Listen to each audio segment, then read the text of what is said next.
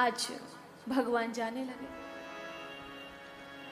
राजा बलि के जैसे ही यज्ञशाला में पहुंचे हैं और राजा बलि को जब सूचना मिली है कि कोई बटुक ब्राह्मण हमारी यज्ञशाला में पधारे हैं, तो स्वागत करते हैं राजा बलि। स्वागतम ते नमस्तुभ्यं ब्रह्मन् किं करवामते ब्रह्मर्षीणां तपा साक्षात् मन्ये त्वारे वपुर्धरम्। हे बटुक ब्राह्मण, मैं आपकी क्या सेवा कर सकता हूँ? आपको देख के लगता है कि साक्षात सूर्य प्रकट हो गए हैं। तपस्वियों का तप ही आपके रूप में प्रकट हुआ है। आपके तेज को देखकर ऐसा लग रहा है। बताइए, मैं आपको क्या दे सकता हूँ? मैं आपकी क्या सेवा कर सकता हूँ? महाराज, आपके आशीर्वाद से मैं संपन्न हूँ। आप कहें तो कंचन से भरे गांव दे दूं, आप कहो तो संपत्ति दे दूं, आप कहो तो भूमि दे दूं, और ब्याह करो तो कन्या दे दूं। लिखा है, गम कांचनम गुणवध धाम मृष्टम तथा न पेयम उत्ववे प्रकन्या। हे ब्राह्मण देव, यदि विवाह की इच्छा हो तो मैं कन्या दे दूं। मैं सब कुछ देने में सामर्थ्य रखता हूं, आप हाँ तो करें। यहाँ पर वामन भगवान कहते हैं, हे राजा बलि, आपके वंश में आज तक कोई ऐसा उत्पन्न नहीं हुआ जिसने किसी भी ब्राह्मण को उदास किया हो। जिसने जो मांगा वो दिया है। तुम प्रहलाद के पौत्र हो, ये मैं जानता हूं, और मैं ये भी जानता हूं कि जो मैं मांगूंगा वो आप देंगे, आप मना नहीं करेंगे। लेकिन जो आप बता रहे हो उसकी मुझे आवश्यकता नहीं है। बोले, महाराज आपको क्या चाहिए? बोले, 3 पग भूमि चाहिए, इससे अधिक कुछ नहीं। राजा बलि ठहाका मार के हंसते हैं। बोले, महाराज ये तो हमारा अपमान है। 3 पग भूमि, उसमें तो आप ठीक से बैठ भी नहीं सकते हो। बोले, यावत वित्तम प्रयोजनम, यावत वित्तम प्रयोजनम, मनुष्य को उतना ही लेना चाहिए जितनी उसकी आवश्यकता है, क्योंकि इच्छा तो आज तक किसी की पूरी हुई ही नहीं है। तो बोली, मेरी आवश्यकता है 3 पग भूमि। अगर इच्छा होती तो तुम्हारा महल मांग लेते। तुमने तो कहा कंचन से भरे गांव दे दूं, वो मांग लेते। उसकी आवश्यकता नहीं है। 3 पग भूमि, वो किस लिए? तप करने के लिए। महाराज कुछ और मांगे। भगवान ने कहा, नहीं, इससे अधिक कुछ नहीं चाहिए हमको। इतने में ही शुक्राचार्य जी आगे, दैत्यों के गुरु।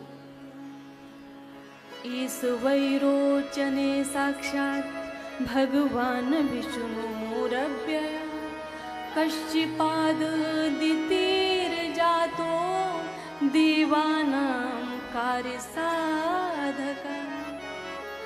विरोचन पुत्र बलि, धैर्य से काम लो, दिमाग से काम लो। बोले, क्यों गुरुदेव? बोले, ये कोई वामन नहीं है, साक्षात विष्णु है। ये रूप बदल कर आए हैं, और बोले, रूप बदल कर आए तुम्हारी संपूर्ण संपत्ति को ले लेंगे। बोले, गुरुदेव मैंने तो उनसे बोल दिया कि मैं दे दूंगा। बोले, तुम्हारी जीविका का साधन चला जाएगा। विद्वान कभी उस दान की प्रशंसा नहीं करते जिसमें आजीविका का साधन चला जाए। संपूर्ण दान कर दो, फिर भिक्षा मांगो, इसकी प्रशंसा नहीं है शास्त्रों में। कह रहे, लेकिन गुरुदेव मैं हाँ कर चुका हूं, और तुम जानते हो ये संपत्ति इनको नहीं चाहिए, ये देवराज इंद्र को दे देंगे जाकर। किंतु गुरुदेव अब क्या हो सकता है, हमने तो हाँ कर दिया। बोले, हो सकता है, अगर तुम कहो तो कुछ श्रुति का हम आपको बता रहे। श्रुतियां क्या कहती हैं वो बताएं। बोले, गुरुदेव आप कुछ भी बताओ, वो मेरे ना तो दिल में जा रहा है और ना ही दिमाग में। उसका कारण सबसे बड़ा ये है कि मैं उनसे हाँ कर चुका हूं। शुक्राचार्य जी ने कहा, अभी तुमने संकल्प नहीं लिया है तो तुम मना कर सकते हो। बोले, गुरुदेव संकल्प जल लेकर ही होता है। बाड़ी से कह देना संकल्प नहीं होता क्या? किसी को बोल दो हाँ तुमको ये वस्तु देंगे, उसके बाद कह दो नहीं देंगे, क्या अपराध नहीं लगेगा? शास्त्र कहते हैं सत्पात्र को दान देने से व्यक्ति स्वर्ग जाता है और असत पात्र को दान देने से व्यक्ति नरक जाता है। तो राजा बलि कहते हैं कि बेशक अनजाने में असत पात्र को दान देकर व्यक्ति नरक चला जाए, लेकिन वो भी निंदनीय नहीं है, क्योंकि उसने अपने दरवाजे से किसी भिक्षु को वापस नहीं किया है। बोले वो भी निंदनीय नहीं है। बोले गुरुदेव अगर आप ये कह रहे हो साक्षात विष्णु है, तो जिनके लिए हम यज्ञ कर रहे हैं, यजन कर रहे हैं, वो ही मेरे सामने खड़े हैं जो संसार को देते, तो इसमें बुरा क्या है? मुझे आप देने दीजिए। सर्वस्वं विष्णवे दत्त्वा मूढ़वर्तिष्यसे कथम। राजा बलि सब कुछ देकर तुम पछताओगे। क्यों? तार्तीयस्य यतो गति। बोले एक पग में नीचे के 7 लोग, एक पग में ऊपर के 7 लोग, ये सब कुछ नाप लेंगे, फिर तुम्हारे पास क्या बचेगा? बोले फिर तुमको नरक जाना पड़ेगा, इसलिए तुम मना कर दो इनको। तब यहां पर कहा है राजा बलि ने, नहि सत्यात् परो धर्म इति होवाच भूरियं सर्वं सोढमलं मन्ये ऋतेलीक परं नरं। बोले गुरुदेव जहां तक मैंने पढ़ा है, शास्त्रों में लिखा है कि धरती मैया कहती है कि मैं सबका भार सह सकती हूँ, लेकिन जो असत्यवादी हैं, असत्य बोलते हैं, उनका भार हमसे सहा नहीं जाता। तो क्या आप धरती मैया का मुझे भार बनाना चाहते हो? लेकिन राजा बलि झूठ नहीं बोले। उसी समय विंध्यावली आई हैं जल का पात्र लेकर।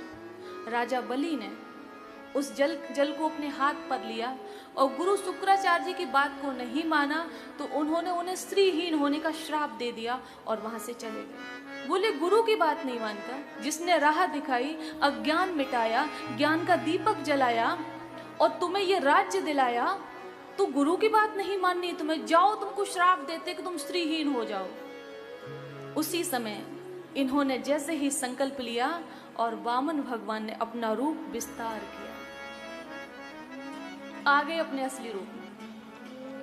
एक पग में नीचे के 7 लोग, दूसरे पग में ऊपर के 7 लोग।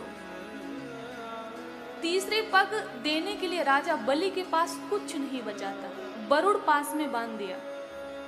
बोले राजा बलि 3 पग भूमि देने का संकल्प लिया था, 2 पग में तो सब कुछ चला गया, तीसरा पग कहाँ दोगे? अगर नहीं दोगे तो नरक जाओगे। जो जो शुक्राचार्य जी ने कहा वही भगवान कह रहे हैं, तो नरक जाओगे। जब ये बोला उसी समय प्रहलाद जी आ गए। राजा बलि की आंखों में आंसू हैं, घुटनों के बल झुक जाते हैं, अपने पितामह को प्रणाम करते हैं। प्रहलाद जी ने कहा प्रभु से कि भगवान, बलि को धन का अभिमान हो गया था, आपने इनको बांधा नहीं है, आपने कृपा की है। जब व्यक्ति धन से अंधा होता है तब आप उसे सजा देके नेत्र प्रदान करते हो। धन से व्यक्ति अंधा होता है तब आप उसको दुख रूपी जीवन में सजा देते हो, और जब दुख आता है अर्थात उसको नेत्र प्रदान करते हो। राजा बलि ने भी तो स्वर्ग छीना था, दुख तो दिया था। तो कहा कि तुम नरक में जाओगे। उसी समय प्रहलाद जी ने कहा कि प्रभु आपने कृपा की है। विंध्यावली ने भगवान से कहा कि आप बंधन को खोलिए। कहा कि ठीक है बंधन को खोलेंगे, लेकिन दोगे कहाँ से? राजा बलि ने अपना सर नीचे किया और भगवान से कहा कि प्रभु 2 पगों में आपने संपूर्ण हमारी धरती को नाप लिया, और आप तीसरा पग आप मेरे शीश पर रखिए, अर्थात आप हमें भी नाप लीजिए, क्योंकि धन बड़ा या धनी बड़ा। इंसान को धन कमाता है या धन को इंसान कमाता है? आप फैसला करिए। भगवान ने कहा कि धन इंसान को नहीं कमा सकता है, इंसान ही धन को कमाता है। और भगवान ने यहाँ पे हार को स्वीकार किया और राजा बलि के शीश पे अपना चरण रखा और उन्हें हमेशा के लिए अपना लिया। भगवान ने कहा कि बलि हम तुमसे मांगने नहीं आए थे, हम तुमसे तुमको मांगने आए थे, तुमसे मांगने नहीं आए थे, तुमसे तुमको मांगने आए थे। और जाओ, तुम्हारा क्या मन था? इंद्र का पद लेने का। तुम्हें हम वचन देते हैं, आशीर्वाद देते हैं, आने वाले मनमंत्र में तुम इंद्र बनोगे और तब तक तुम सुतल लोक में निवास करो, और आते जाते तुम मेरा दर्शन करोगे, तुम्हारा द्वारपाल बनकर हम वहां पर तुम्हारी रक्षा करेंगे। अब आप बताइए भगवान ने क्या नहीं दे दिया? जो भगवान से भगवान को मांगता है उसके जीवन में ऐसी कौन सी वस्तु जो उसे प्राप्त नहीं होती है?